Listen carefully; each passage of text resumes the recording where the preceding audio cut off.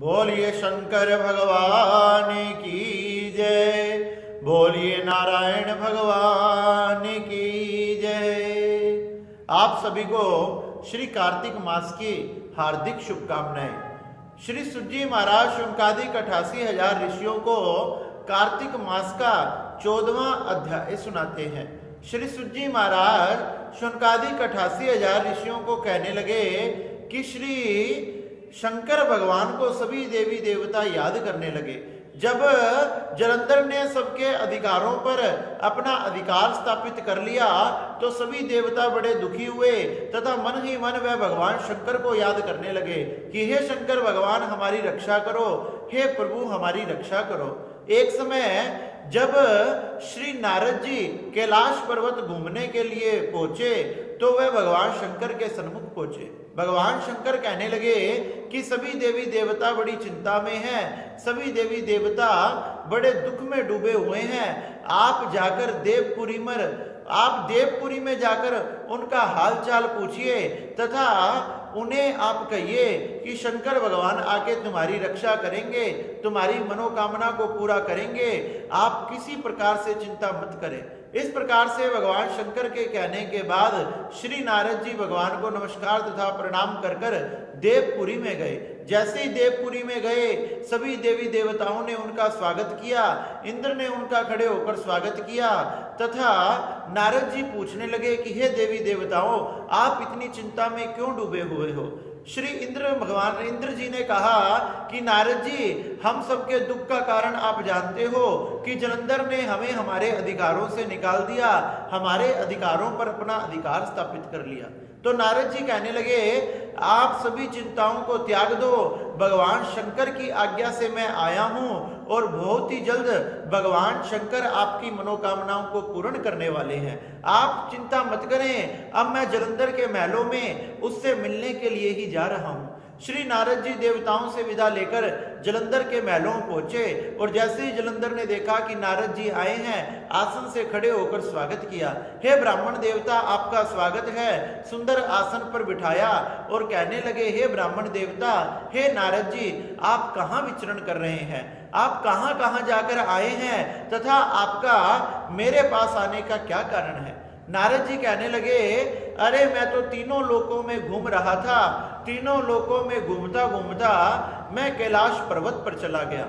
जो कैलाश पर्वत अति सुंदर है, जो हजारों योजन लंबा है, कल्प वृक्षों से घिरा हुआ है और चारों तरफ बड़े सुंदर सुंदर रत्न तथा मणि द्वीप है। बहुत सुंदर कैलाश पर्वत है जिसकी मौसम बड़ा सुहावना है। पशु पक्षी हवाएं शीतल मंद सुगंध 3 प्रकार की हवा चलती है और मुझे ऐसा लगता है तीनों लोकों में वहां वैसा कोई लोक ही नहीं है। और तो और भगवान शंकर भी वहां इतनी सुंदर मुद्रा में बैठते हैं और उनके साथ सर्वांग सुंदरी त्रिलोक भी जिस पर न्यौछावर हो जाता है, तीनों लोग जिस पर मोहित हो जाते हैं, ऐसी सर्वांग सुंदरी माँ ब्रह्मा, माँ जगदम्बा, माँ पार्वती भगवान शिव शंकर के बामांग में विराजती है। ये झांकी देखकर मेरा मन बड़ा ही प्रसन्न हुआ कि तीनों लोकों में ऐसा कोई भी नहीं है जो भगवान शंकर जितना समृद्धशाली हो।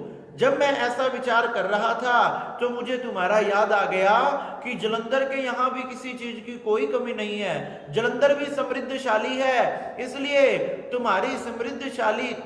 तुम्हारी शक्ति देखने के लिए आज मैं तुम्हारे पास आया हूं। क्या संसार में सबसे अधिक समृद्धशाली कौन है। जब जलंधर ने देखा कि नारद जी देखने आए हैं कि समृद्धशाली कौन है, शक्तिवान कौन है, तो जलंधर बड़ा प्रसन्न हुआ।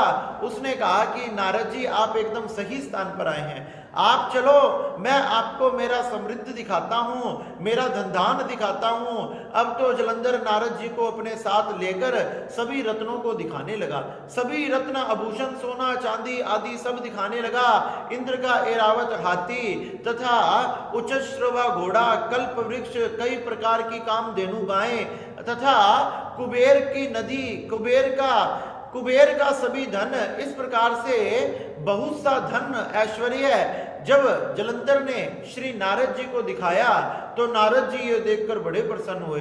कहने लगे कि जलंधर तुम भी कोई कम समृद्धशाली नहीं हो, तुम भी बड़े समृद्धशाली हो, तुम्हारे पास भी किसी चीज की कोई कमी नहीं है, परंतु तुम्हारे पास कोई स्त्री रूपी रतन नहीं है। जो भगवान शिव शंकर के पास है, तुम्हारे पास मुझे कोई सुंदर स्त्री रत्न नहीं दिखाई देता जो पूरी त्रिलोकी में सबसे सुंदर हो।